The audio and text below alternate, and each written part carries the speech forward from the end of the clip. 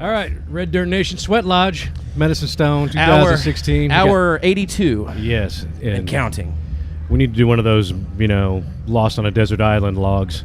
Yes. We're here with Stoney. Thanks for coming in. And we've got, how old is this album, Us Time? This is fairly new, right? A couple years, maybe. I think it was out last year because the Aviator was 2014, and I want to say that was a fantastic album. Thank you. It really was, I really man. appreciate that. That was one of two collaborations I've done with Frank Liddell at Studio A there in Nashville, Music Square, at Ben Folds Studio, which he sold, and then they were going to demolish that building. It's a historic spot where Elvis used to record and Johnny Cash record.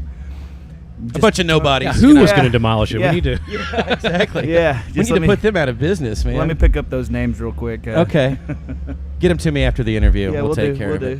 We'll send a message to them. Yeah, but it was one of my favorite collaborations, man, and with some great artists, and we just went in there with songs that we hadn't taken to the stage. I haven't taken any of them to the stage yet, and we just sat down with both of those collaborations and just made that music right there. And so I thought that was just really the coolest way to do it. Everybody's sitting in a room. Yeah, there's something about everybody being able to paint their brush on it as it's happening. On a 2-inch tape, no less. Oh, no kidding. Yeah, it's all analog, old API, 1970s. Old school. Wow, Nice. that's cool. That's what makes it so gosh darn expensive. Yeah.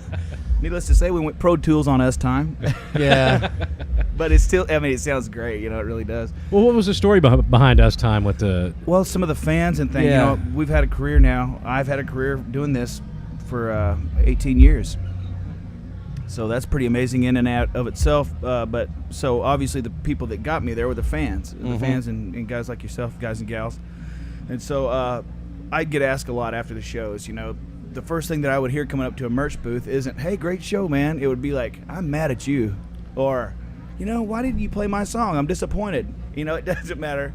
You can't please everybody all the time. That's true. But my point is to try to please, most of them if I can. So that in doing so, you have to have an open ear and an open mind and a willingness to kind of do that, right? Not to be so close-minded and distance away from the people that got you there. Right. So with that in mind, I just kind of prompted the fans to get on social media, tell me what you want to hear. If I were to hypothetically put together an album of compilations of songs that I've done in the past and haven't recorded, what would you like to hear? That's a good idea, man. And that's so a really good idea. we did that, and we whittled down. We've got a song. I don't think this will be the last project that I do like this because it was pretty successful. The fans really dug it. We put their pictures all over the cover and in the album and songs that they had requested, and so we put Us Time on there, which I wrote with Dean Dillon, and a couple that I wrote with Brandon Jenkins, and then we did a Jimmy Webb tune that Glenn Campbell covered, Wichita Lineman, which I kind of did that to bring a little bit. Well, first of all, I think he's a badass artist, triple threat, and to bring a little light on his situation, and hopefully, some money, charitable donations toward Alzheimer's disease. And then there was that, the old Van Morrison, Into the Mystic. Oh, yeah. And I heard McClure do that a long time ago, long before I heard Van Morrison do it, And so I was just like, wow, I love your song. He goes, yeah.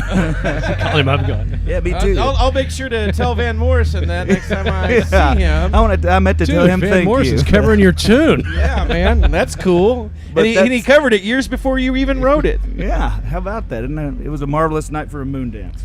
Speaking of collaborations, are we ever going to get a completely 100% Brandon Jenkins Stoney LaRue album at some point? Yeah, I think so. We've That'd be great, definitely been, if not an entire album at first, maybe just a few songs. But we're definitely collaborating right now. We've written enough for an entire album, that's for sure. At least one. Yeah. At least one. Okay, cool. By the way, I wanted to say before we moved on, happy first day of fall. Oh, no kidding. And we're all sweating like a bunch of homeless people. Coming in at 104.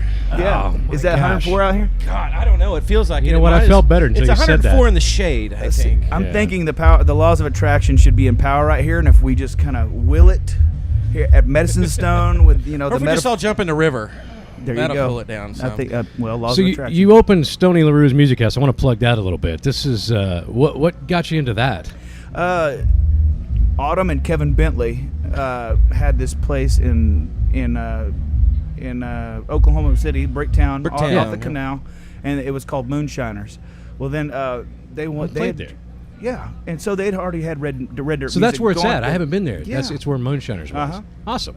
Yeah, it's just that, and so they changed the name to Stoney LaRue Music House in hopes that maybe a little bit more people, fans, and tourists that came through Oklahoma City would recognize that name and affiliate it with the music that they're playing there, which is kind of in the Red Dirt country vein. So, and as a result, we've been, it's been picking up a little bit. The summer was a little bit hard, but we've got some good ideas for kicking Thursdays up with some talent contest, and Sundays in the evening, kind of like the little revival session. So yeah, wow. Yeah, so it's going really well.